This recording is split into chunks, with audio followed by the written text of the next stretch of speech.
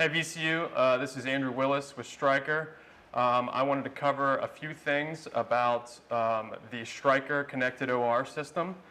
First off is going to be this system is in CCH rooms 26 to 35, and there's three main things I want to cover: importing patient information from Cerner, routing the correct information to make sure you can route different sources to the monitor and recording the correct source. And then at the end, exporting information, pictures, videos, back to Studio 3 so that it ends up in Cerner and that the doctors and surgeons have access to it later. So first we're going to talk about importing patient information. The best way to import patient information is to have a star and then use the patient's MRN number. So star and then the full patient's MRN number here in the patient ID section. So here we already have an example. And then we're going to hit search PACS here on the right hand side. Here our patient pulls up. If your patient does not come up, it usually means they're not here in the building yet. So just be aware of that. Once you select your patient, you're going to import the demographics, start your case, and you should see your patient, the surgeon, all the information that should be pertaining to that case here on the screen. And then from there, we'll talk about how to route the correct source for that case. So now we're going to talk about routing the correct video. So for example, if we're going to do a lap case, down here in the lower left-hand corner, we're going to hit route video. And we're going to select our endocam. And we are going to make sure that the endocam is on all the monitors.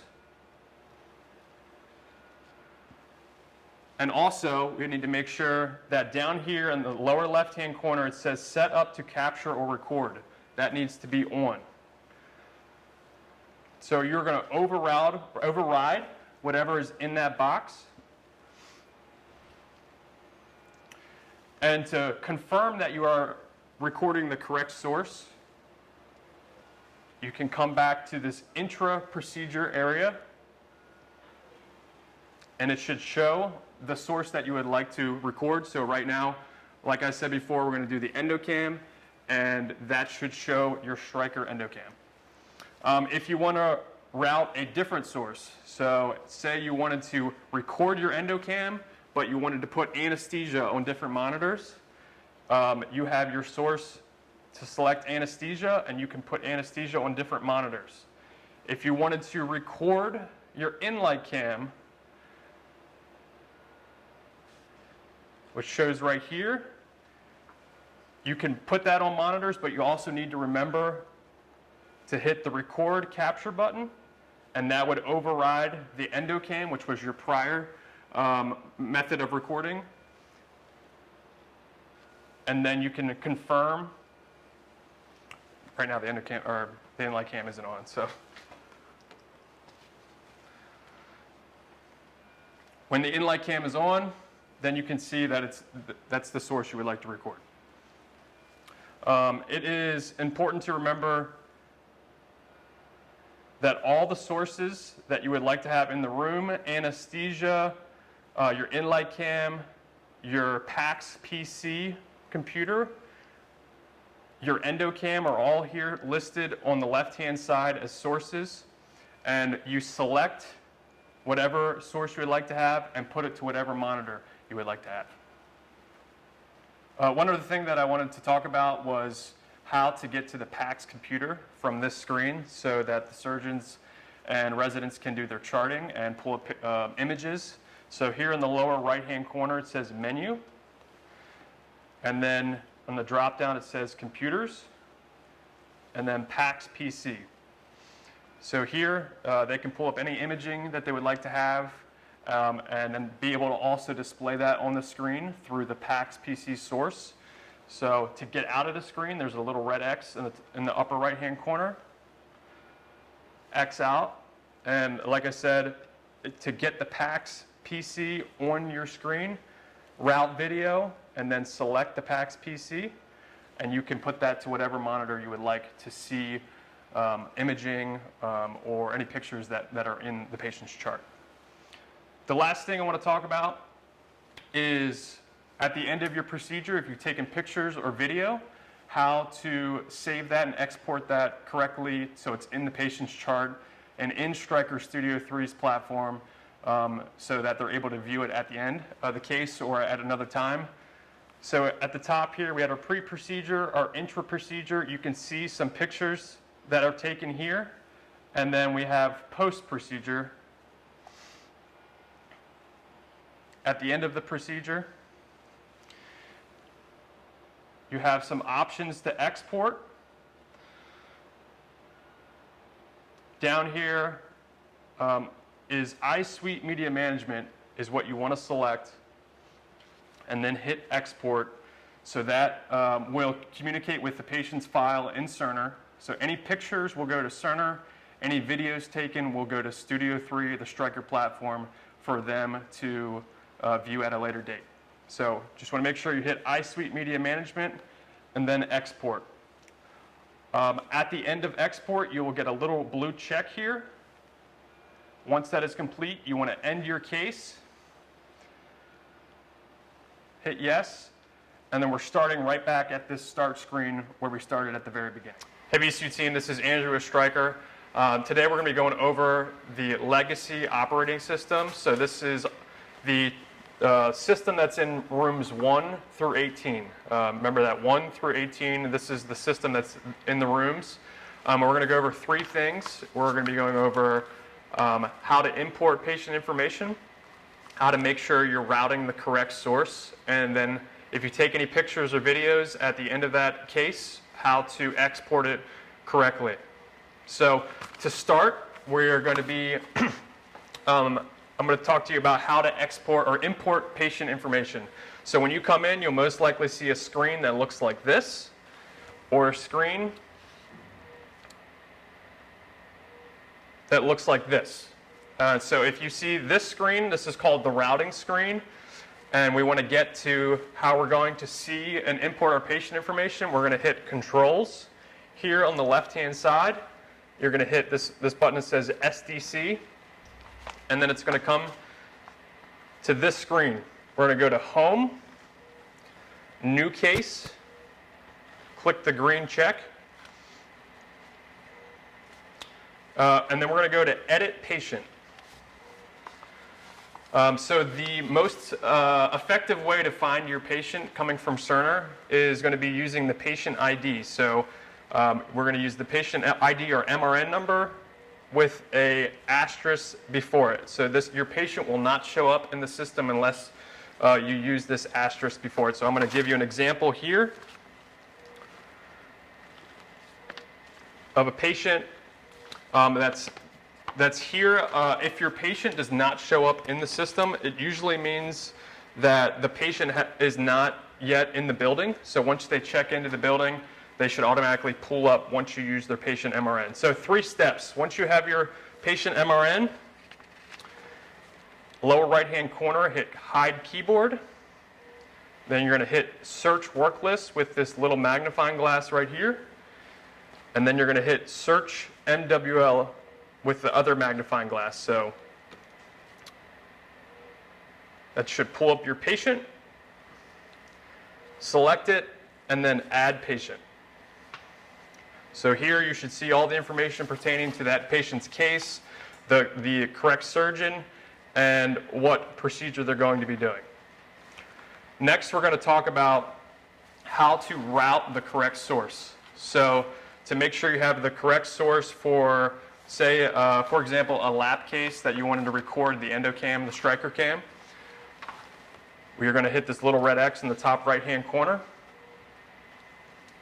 And again, this is called your routing screen. So there's 3 things you're going to see here. On the left-hand side are your sources. So these are the things that you can display on your screen. In the middle, think of this is called devices, but think of this as your recording box. So whatever you want to record is going to go in this middle box. And then on the right-hand side says the display. And that's going to be, you can put whatever source to whatever display that's in the room, and the monitors are numbered corresponding with the numbers that are here on the right-hand side. So we want to make sure we have the endocam.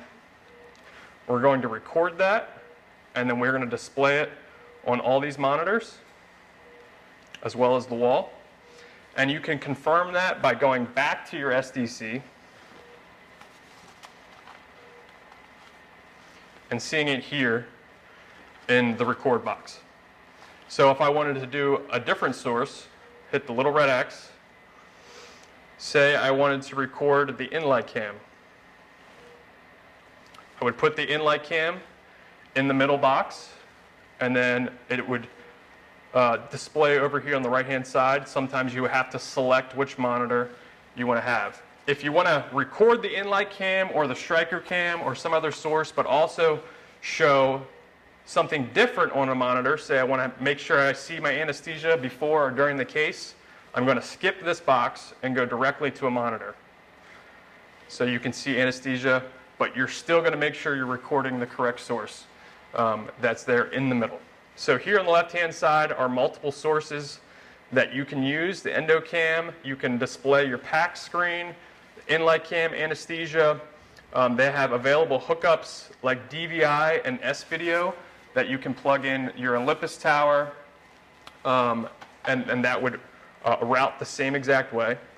And then, again, to see what you are recording, go back to the SDC, and here would be the pictures and video that you take. So for example, if I take some pictures here from the touch panel, I could see my image count here. And if I wanted to see at the end of the case what I've done, I can go to playback here, and it'll show your images, any videos, and you also have the option to print those images as well. At the end of the case, you want to make sure you're exporting it correctly.